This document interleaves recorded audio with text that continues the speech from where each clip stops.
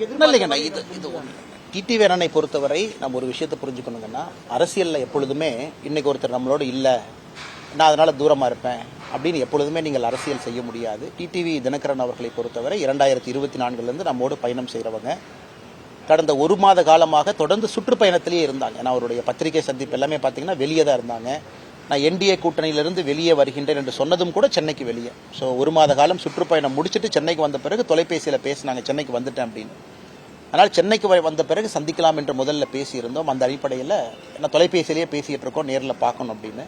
ஆனால் அண்ணன் டிடிவி தினகரன் அவர்களை நான் சந்தித்தது உண்மைதான். அது ஏற்கனவே உங்களுக்கு நான் சொல்லியிருந்தேன். நான் எப்பொழுதும் சொல்கின்ற அதே கருத்தை தான் அவர்கிட்டயே வலியுறுத்தினேன். தமிழகத்தை பொறுத்தவரை இன்னைக்கு அரசியல் களம் எப்படி இருக்குது, அரசியல் நிலைமை எப்படி இருக்குது, அதே போல் அவருடைய பார்வை எப்படி இருக்குது, திராவிட முன்னேற்ற கழகத்தினுடைய கூட்டணி வீழ்த்தப்பட வேண்டும் என்றால் என்ன நடக்கணும் என்பதையெல்லாம் இருவரும் பேசினோம். இது ஒரு வெளிப்படையான சந்திப்பு தான். எப்பொழுதும் டிடிவி தினகரன் அவர்களும் நானும் அல்லது பாரதிய ஜனதா கட்சியும் தொடர்ந்து அந்த நட்புணர்வு அப்படியே தான் மெயின்டைன் பண்ணுறோம். ஆனால் எனக்கு நம்பிக்கை இருக்குது. இந்த நவம்பரில் முடிவெடுக்கிறேன்னு சொல்லியிருக்கிறாங்க. நிச்சயமாக திமுகவை வீழ்த்த வேண்டும் என்றால் தேசிய ஜனநாயக கூட்டணி மட்டும்தான் அதை செய்யும் அப்படிங்கிறது எனக்கு நம்பிக்கை இருக்குது. அது அண்ணன் டிடிவி தினகரன் அவங்ககிட்ட நான் வலியுறுத்தி இருக்கிறேன். மறுபடியும் நீங்கள் மறுபரிசீலனை செய்யுங்க, யோசிங்க அப்படின்னு. அதன் பேர் அவருடைய முடிவு. நம் காலம் இருக்குது, காத்திருப்போம். சின்ன சின்ன மனஸ்தாபங்கள் எல்லாமே அரசியல்ல கடைசியாக தேர்தல் களத்தினுடைய சூடு வரும் பொழுது அது மாறும் என்பது என்னுடைய நம்பிக்கை.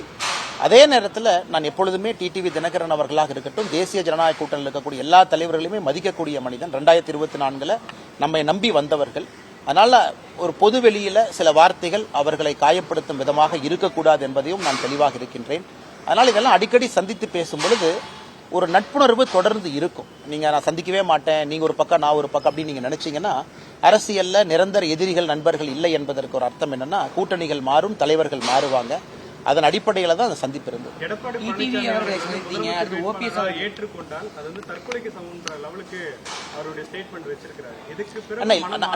நம்ம ஒரு விஷயத்தை புரிஞ்சுக்கணுங்கன்னா, அவருடைய கருத்து, கட்சியினுடைய கருத்து சொல்லியிருக்கிறாங்க.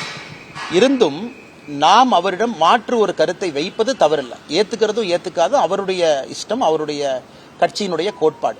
அதே நேரத்தில் நாம் அந்த கடமையை செய்யவில்லை என்று சரித்திரம் சொல்லக்கூடாது. 2026 தேர்தலுக்கு பிறகு நீங்க நிறைய பத்திரிகை நண்பர்கள் இருக்கிறீங்க, நீங்க கை நீட்டி குற்றம் சாட்டி விடக்கூடாது, சரித்திர பிழையாகி விடக்கூடாது, இன்னும் கொஞ்சம் அவுட்ரீச் பண்ணியிருக்கணும், இன்னும் கொஞ்சம் பேசியிருக்கணும், இன்னும் கொஞ்சம் எஃபர்ட் போட்டிருக்கணும், நீங்க யாரும் சொல்லக்கூடாது.